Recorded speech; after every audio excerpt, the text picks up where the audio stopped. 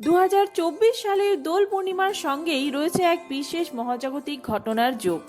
চলতি বছরের প্রথম চন্দ্রগ্রহণও পড়েছে দোল পূর্ণিমায়। ফলে মাঘী পূর্ণিমার পরের যে পূর্ণিমাটি আসতে চলেছে সেই পূর্ণিমা বিশেষভাবে পালিত হতে চলেছে। সেই দিনের পূর্ণিমায় পড়েছে দোল ও চন্দ্রগ্রহণ দুটি একসাথে। এই দোল পূর্ণিমার সাথে চন্দ্রগ্রহণের মিলনে কি কোনো বিপজ্জনক প্রভাব পড়তে চলেছে? চলুন আজকের ভিডিওতে আমরা সেটি জেনে নেব। 2024 সালের প্রথম চন্দ্রগ্রহণ খণ্ডগ্রাস চন্দ্রগ্রহণ হতে চলেছে। আর এই চন্দ্রগ্রহণ দোল পূর্ণিমার মধ্যে অর্থাৎ পূর্ণিমা তিথির মধ্যেই হবে। তাহলে পূর্ণিমা তিথি কতক্ষণ থাকছে, সাথে চন্দ্রগ্রহণের পূর্ণাঙ্গ সময়সূচি, এছাড়াও এই গ্রহণ ভারত এবং বাংলাদেশ থেকে দেখা যাবে কিনা, ভারত ও বাংলাদেশে কখন গ্রহণ লাগবে, কখন ছাড়বে, সমস্তটাই আমরা আজকের ভিডিওতে জেনে নেব।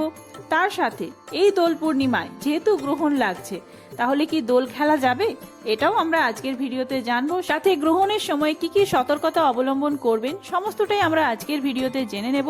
যদি আমার চ্যানেলে নতুন হয়ে থাকেন অবশ্যই চ্যানেলটি সাবস্ক্রাইব করে এবং ভিডিওতে একটি লাইক করে শেষ পর্যন্ত সাথে থাকবেন। আশা করি ভিডিওটি আপনাদের জন্য খুবই হেল্পফুল হবে। এই দোল পূর্ণিমায় রাধা কৃষ্ণের অশেষ কৃপা পেতে কমেন্ট বক্সে লিখুন হরে কৃষ্ণ। ভিডিওর শুরুতেই জেনে নেওয়া যাক এই দিন অর্থাৎ 25শে মার্চ দোল পূর্ণিমা কতক্ষণ থাকছে। 24শে মার্চ থেকে দোল পূর্ণিমার পূর্ণিমা তিথি শুরু হচ্ছে। 24শে মার্চ 2024 বাংলার 10ই চৈত্র 1430 বঙ্গাব্দে রবিবার সকাল 9টা 43 মিনিটের পর থেকে পূর্ণিমা তিথি লাগছে। আর পূর্ণিমা তিথি সমাপ্ত হবে 25শে মার্চ 2024 বাংলার 11ই চৈত্র 1430 বঙ্গাব্দে সোমবার সকাল 11টা 50 মিনিটে। 25শে মার্চ দোল পূর্ণিমার পূর্ণ লগ্নে লাগতে চলেছে চাঁদে গ্রহণ।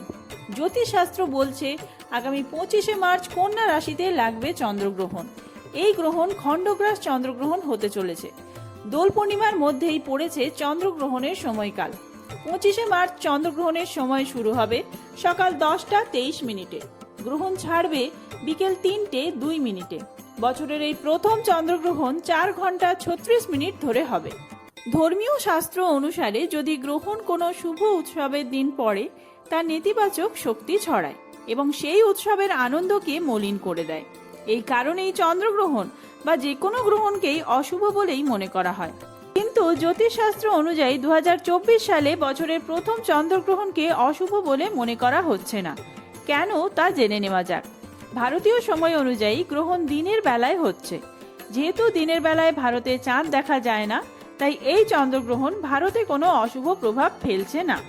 এবার জেনে নেওয়া যাক বাংলাদেশের সময়সূচি কি রয়েছে। বাংলাদেশের সময় অনুযায়ী গ্রহণ লাগছে 25শে মার্চ 2024 সকাল 10টা 53 মিনিটে আর গ্রহণ ছেড়ে যাবে বিকেল 3টে 50 মিনিটে। আর ভারত এবং বাংলাদেশ দুই জায়গাতেই যেহেতু চাঁদ দিনের বেলায় দেখা যায় না, তাই দুই জায়গা থেকেই চন্দ্রগ্রহণ দেখা যাবে না। আর সূতককালও কোনোভাবেই কার্যকরী হবে না। তবুও গর্ভবতী মহিলা যারা রয়েছেন তারা কিছু সতর্কতা অবলম্বন করে চলবে। চন্দ্রগ্রহণের সূতক সময় শুরু হওয়া থেকে গ্রহণ শেষ না হওয়া পর্যন্ত গর্ভবতী মহিলাদের বাইরে বের হওয়া উচিত নয়।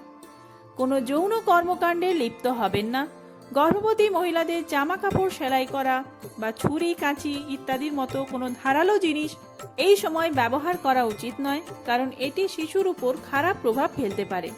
আগে থেকে প্রস্তুত করা খাবারে তুলসী পাতা রাখুন, কারণ এটি সূতকের সময় দূষিত বায়ুমণ্ডলের প্রভাব কমাতে পারে। যেহেতু ভারত এবং বাংলাদেশ কোনো জায়গা থেকেই গ্রহণ দেখা যাবে না, তাই গ্রহণের সূতককালও কার্যকরী নয় এবং গ্রহণের যে সমস্ত নেতিবাচক প্রভাব রয়েছে, যা সতর্কতা অবলম্বন আমাদের করতে হয়, সেই সমস্ত কিছু না করলেও চলবে। সবাই খুব সুস্থ স্বাভাবিকভাবে দোল উৎসব উপভোগ করুন। খুব তাড়াতাড়ি নতুন কোনো ভিডিও নিয়ে আসছি। এই ভিডিওটি যদি আপনাদের ভালো লেগে থাকে তাহলে অনেক বেশি শেয়ার করবেন বন্ধুদের মধ্যে। ধন্যবাদ। শুভ দোল পূর্ণিমা। হ্যাপি হোলি।